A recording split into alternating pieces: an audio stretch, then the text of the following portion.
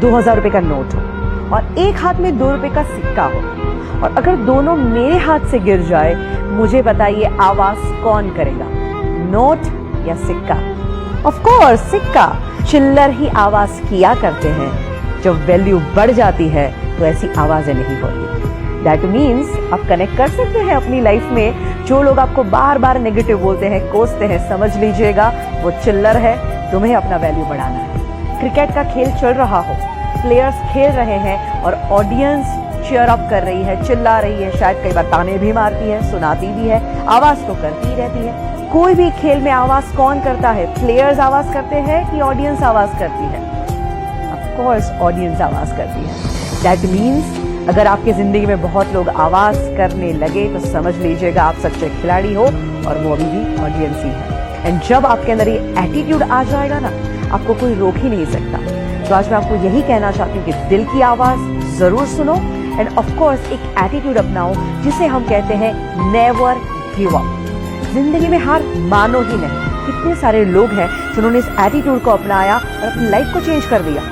सबसे बड़ा एग्जाम्पल है अब्राहम लिंकन। दोस्तों, उनकी जिंदगी से इतना इंस्पिरेशन मिलता है कि जो बंदा गरीबी में जन्म लेता है, इतनी तकलीफें भुगतता है, इतनी हद तक वो डिप्रेशन में चले गए थे कि कुछ समय तो उनके जीवन का ऐसा बीता कि अगर कहीं चाकू छुरियां हैं तो वो वहां से चले जाते थे, क्योंकि उनको ये डर था कि कभी मैं वो चाकू उठा के अपने आप को मार न दूं। इस टाइप के डिप्रेशन में चले गए। उसके बाद बिजनेस में फेलियर के बाद जब वो पॉलिटिक्स में आए, वहां पे भी क्या हुआ? Continuously failures. बट फिर भी बंदे ने हार नहीं मानी, प्रयत्न करता गया और एक दिन आता है जब वो अमेरिका के प्रेसिडेंट बनते हैं, और ऐसे प्रेसिडेंट जो आज भी लोगों को इन्फ्लुएंस कर रहे हैं। He was the most influencing president ever in USA. He never give up. तो आप क्यों गिव अप करते हैं? हमारे ex president doctor APJ Abdul Kalam, उनकी जिंदगी में से भी बहुत कुछ सीखने जैसी बातें हैं। वो पायलट बनना चाहते थे और वो इंटरव्यू देने के लिए गए थे, और जब रिजल्ट आता है 9 लोग थे, 8 लोग सिलेक्ट हो जाते हैं और वो अकेले बंदे थे जो रिजेक्ट हो जाते हैं। इतना दुख होता है और उदास होकर वो एक कोने में चले जाते हैं और बैठे हैं, और वहीं से एक इंसान गुजरते हैं और वो उनको चेहरे से ही देख के कहते हैं कि बेटा तू क्यों इतना उदास है? ये कहते हैं कि मैं क्या करूं, आज मेरा इंटरव्यू था, 8 लोग सिलेक्ट हो गए और मैं अकेला रिजेक्ट हो गया। इससे बुरी बात क्या हो सकती है? तो संत बड़े प्यार से कहते कि बेटा शायद तू अभी समझ नहीं पा रहा है, और शायद हो सकता है ऊपर वाला तुझे उससे भी बेहतरीन कुछ देना चाहता है।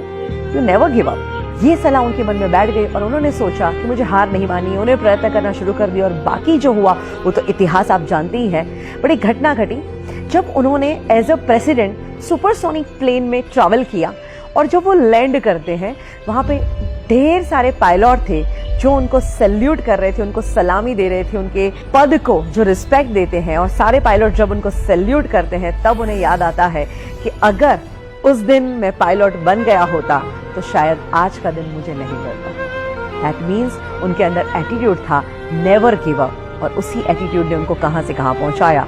और सोचिए दोस्तों, अगर यही एटीट्यूड आप भी अपनाएं तो हम लोग कई बार चीज गलत ना हो जाए, मुझसे गलती ना हो जाए, इस डर से भी बहुत कुछ नहीं करते। बट याद रखिए, गलती वही करते हैं जो कुछ करते हैं। तो कुछ करने की हिम्मत रखिए।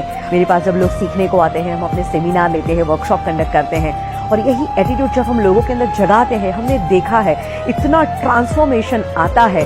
जिंदगी के वो माइनस फेज में चल रहे थे, और जब वो एटीट्यूड जिंदा हो जाता है, और आज वो टॉप के शिखरों पे बैठे हुए हैं। Today is hard, tomorrow can be worst, but never give up, because the day after tomorrow will be the sunshine.